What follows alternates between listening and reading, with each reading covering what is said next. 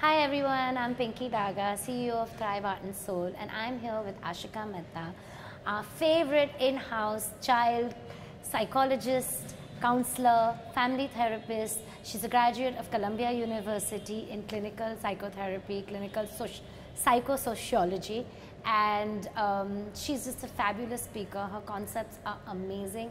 Hi Ashika. Hi Pinky, thank you for having me yet again. You are more than welcome. We always love to hear how you describe the art joys and sometimes even the pains of parenting. We're all struggling so much with parenting, and it is the one place that where we just want to do our best. I'm a mother too, so I feel the struggle.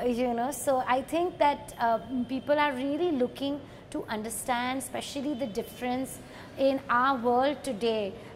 Things are so different from the time when we were children, and now suddenly, it's a completely new generation.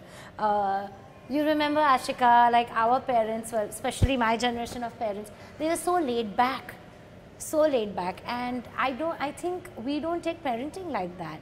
And you were talking to me earlier about a super interesting concept when it comes to parenting, well, especially mothering, right? There are so many different kinds of mothers and mothering philosophies out there today that, just enlighten us. How does it work? And where should our thoughts be? Where should our focus be? What works with kids? So, a lot of parents have been asking me this question. There's a very famous concept that a lot of people talk about, which is, which you might be familiar with, the tiger mom.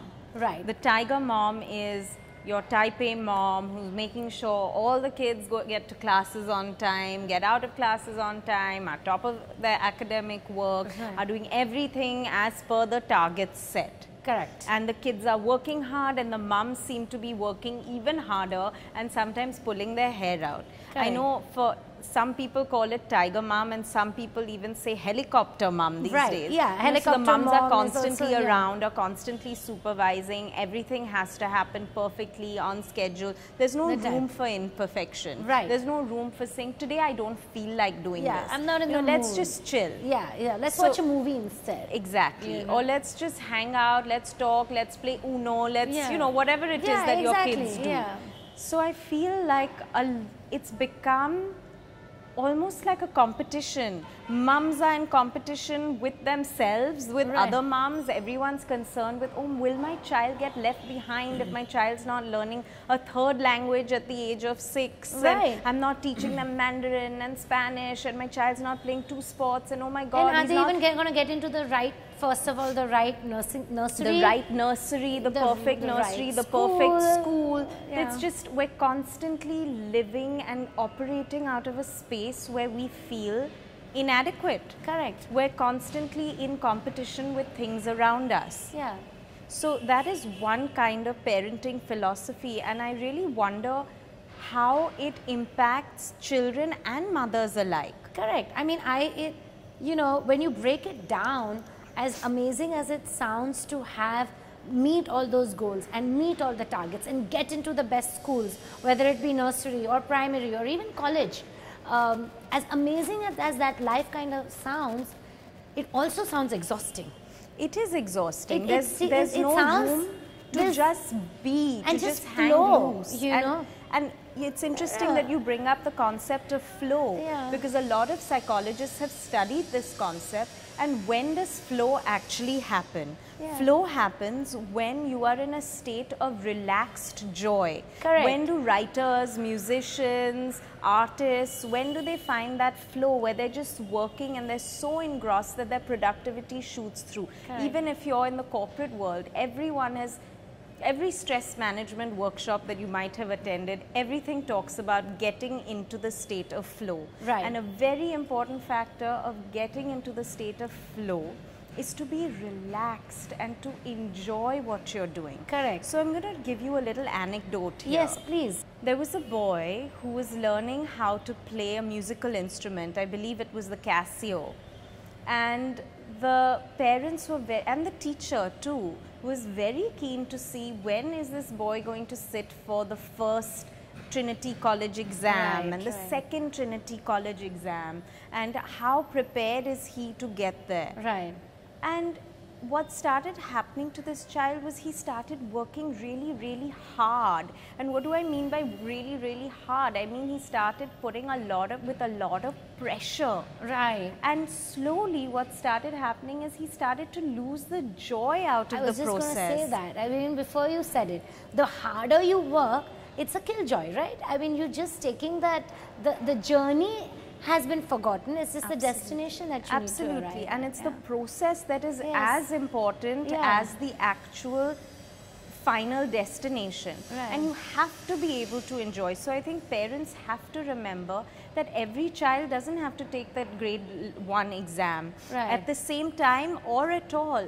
To enjoy music, what is the goal? To make your child musical, to create an involvement with the arts, to create joy and appreciation for it. Right. And after that, your child should take it on at their own pace. Correct. So, for my very own kids, for example, my son is learning the piano too, and I chose a teacher for him who will go with what he wants to. Some of the work is theory, but if my child on a particular day says, oh, I really love this song, I heard it on the radio and I want to learn this, that is also an engagement which is beginning from a point of interest. And you can only sustain joyful involvement and flow when you are operating out of a point of interest. Not when you're operating from hard work and pressure and goal orientation. Correct. Because you will get to the same place, but your path is just that much more enjoyable. I know. And at the end of the day, you want childhood to be joyous. Enjoyable.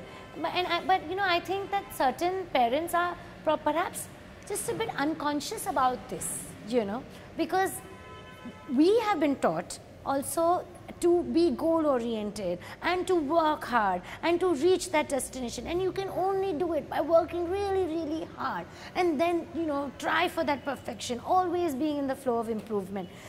So, you know, perhaps we just at times unconsciously, even though if we are not by a stamp duty one of those tiger mothers or helicopter moms, sometimes in certain cases you do become that, you know, unconsciously.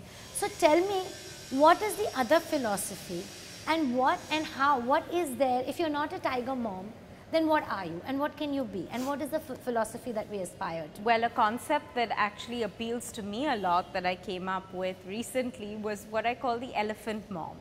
Does that mean we're going to be fat? It means you're going to be fab. I love it. So what do I mean by the elephant mom? The elephant mom is the mom who is able to be a container, is able to actually be in sync with the child's emotions. So your child may, for example, just taking the piano analogy further, say that, Mom, you know what, I'm enjoying the piano, but I want to take a break for a week, and I just don't want to learn anything new. Then your child might say, okay, now I feel like doing it. As an adult, aren't there days where you feel like, I'm enrolled in the gym, but I really don't feel like going today.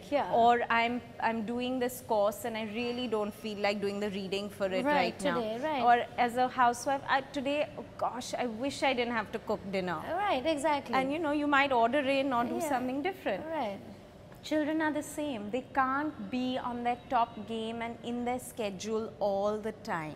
So as an elephant mom, you allow room to just be, to relax, to take time off, to rejuvenate, to say, do you want to do something else? And you constantly are in conversation with your child. The point is not to create instruction and be instructional. The point is to be conversational. You want to talk to your child, you want to tap into how your child is feeling, you want your child to feel comfortable enough to say, I won't do it now. But when it comes time to work, you also want to be able to tell your child that, look, now it's time to work, you've relaxed, and now you can do it. And your child should feel comfortable to make mistakes and be okay with it. You know, so the elephant mom is a container. Think of it like she's a big vessel who can contain the child, his irrational tantrums, his needs, his desires, and can accommodate for all of those things. I think our education system and the way the world is structured today, we're living too much in the comparative mind. And you don't need to be in the comparative mind. It's about your own journey and progress along a particular path with whatever you're taking up or whatever your child is taking up. And to appreciate that process and to appreciate the joy. Everyone who learned how to play the piano didn't become a grade 8 professional pianist. Or it's Mozart. Also your desire as a parent is to inculcate an appreciation for a particular art, craft or skill in your child. It is up to your child later on whether they want to take it forward and do something even better with it or not. And that is important. An elephant mother doesn't see her child as a reflection of herself or an extension of herself. She sees her child as a separate individual with his or her own mind and own desires. He doesn't have to fulfill her dreams. I think that's important.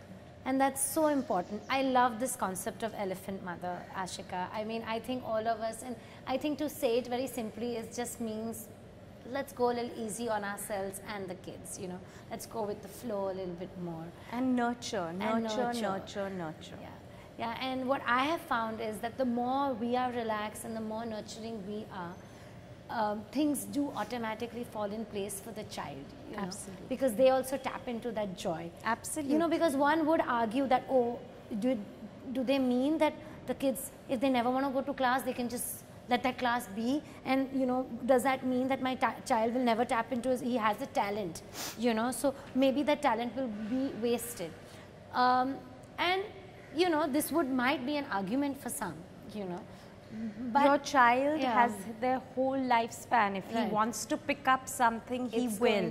And nobody is only talented in one thing. You could discover a totally different talent later in life.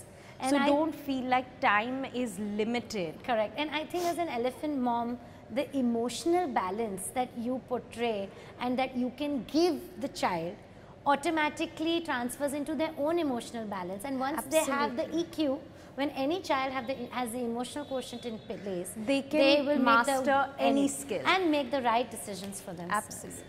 So let's think about it. Are we going to be more of a tiger mom or more of an elephant mom? Thank you so much, Ashika, for introducing us to these concepts. Thank you.